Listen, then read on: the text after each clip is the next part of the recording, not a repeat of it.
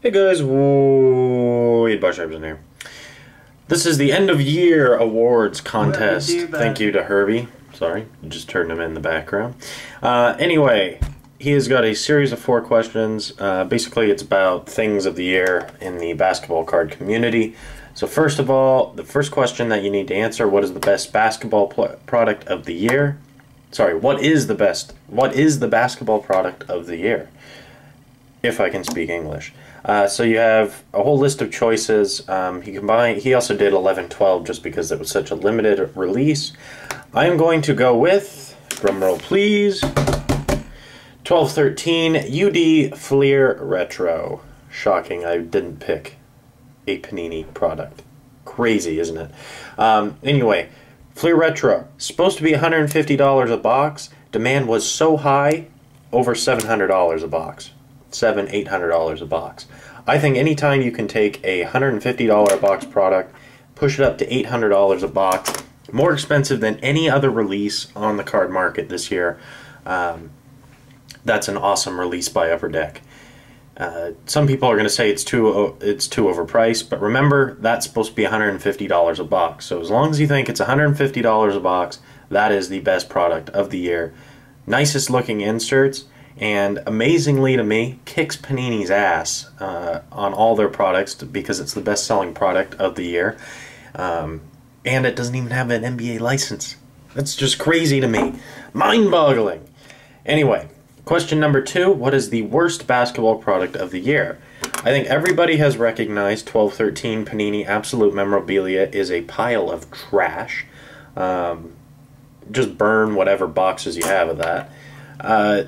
However, I'm going to go a different route, and only because that product is, you know, so aforementioned, and I'm going to go with 11-12 Panini Limited, otherwise known as Panini Limited cards inserted in product. I'm guessing somewhere around 75% of the actual autographs were redemptions. Ridiculous, and they still haven't redeemed any of those redemptions. And they also completely screwed over the rookie class. That whole shebackle, they were so unclear about that. You had XRCAs and people getting scammed over that. Just awful, awful, awful, awful handling. I hated it. Who's the manufacturer of the year? Question number 3. I'll point up there. I don't have many of their cards, but I am going to go with the company that I think is the most improved. The 3 choices were Upper Deck, Panini, and Leaf. And while I didn't pick them for product of the year, I'm going to go with Leaf. Reason I'm going to go for Leaf is they introduced a whole new series of different looking cards, going with the Signature Series, the Best of Basketball, which is just top-notch hits.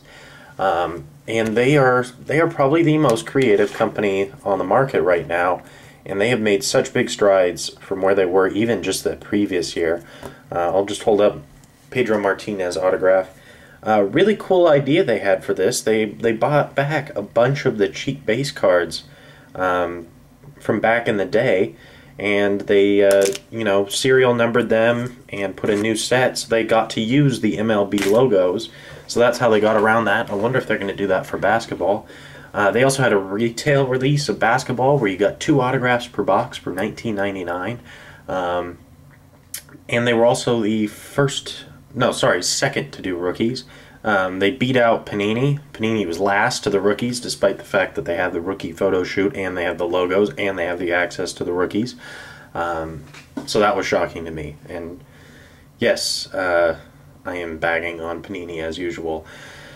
Other thing I like about Leaf is they have only 1 redemption that I can recall from across their products, aside from their best of, which has redemptions for packs because they obviously couldn't insert that. And I think that was for Etuan Moore. I think that's who it was the redemption. That's their only redemption that I know of.